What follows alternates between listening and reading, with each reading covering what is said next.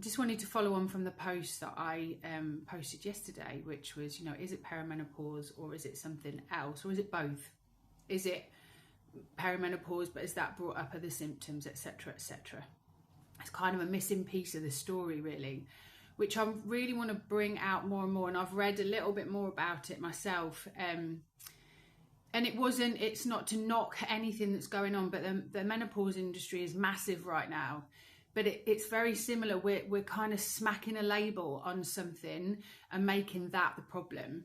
And what I'm finding more and more that's coming in from my clients is, well, it's menopause, or it's ADHD, or it's this. And we're thinking that if we've got a diagnosis and we've got an answer to our problems, this is what it is.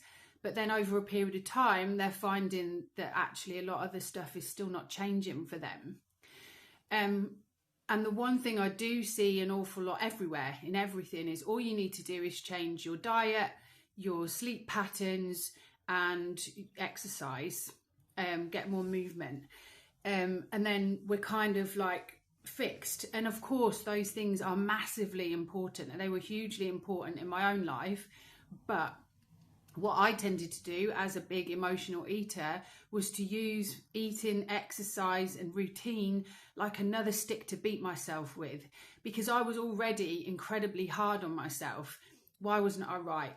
Why wasn't this happening? Why was this happening to me? Why was this disease kind of taking me over? And I literally felt broken. And so a lot of the things that clients are coming to me with is these changes that they want to make, and they're really struggling to make them, and then they're going back into the cycle again.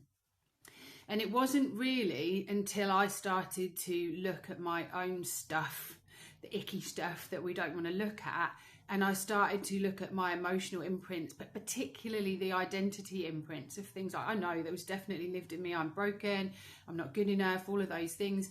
And every time I couldn't stick to a diet, I couldn't run the 10K by the end of the week, I couldn't keep this regimen up, I was exhausted just by cooking in itself. Do you know what I mean? Because it took me all week to create all of these recipes and hold a job down and have a relationship and do everything else. You know, it becomes the issue. If I could only do more, if I could only make it better.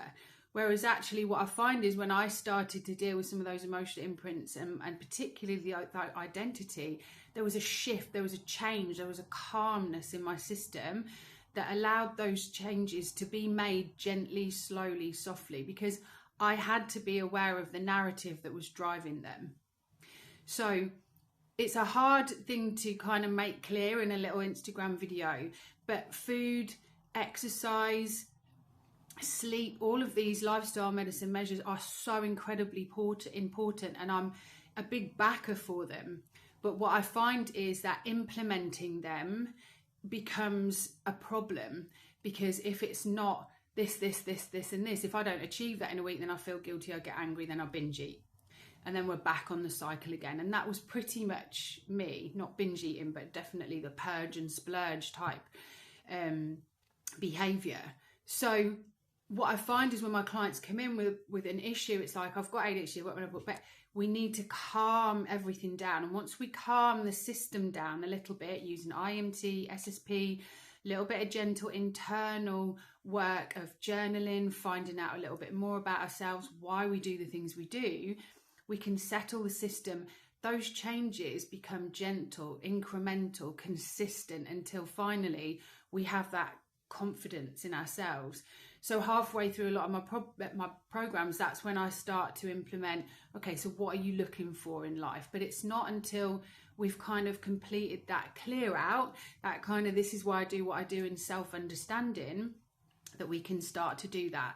And although there's a lot of coaches in the fitness industry that really work with IMT to work on those identities or those beliefs about ourselves, those really core things that we believe in. And it's a really fascinating piece of work, something that I still work with in my own life when I've reached a barrier. So it's not all about menopause, it's about illness in general. If we don't change the narrative inside of us, then those habits, patterns and whatever will always become a problem. They'll always exacerbate, and food and sleep and exercise will become the stick to beat ourselves with.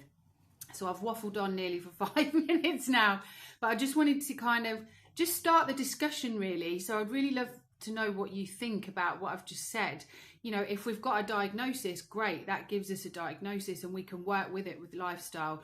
But what about if things aren't changing? What about if the lifestyle measures that we've taken are shifting things a little bit, but we still feel dreadful about ourselves? That's when the work that I do starts to come in really well. So let me know what you think about that, and I'd love to know what you think about, you know, menopause and how it's being managed and your own experiences of that. So let me know in the comments. Take care.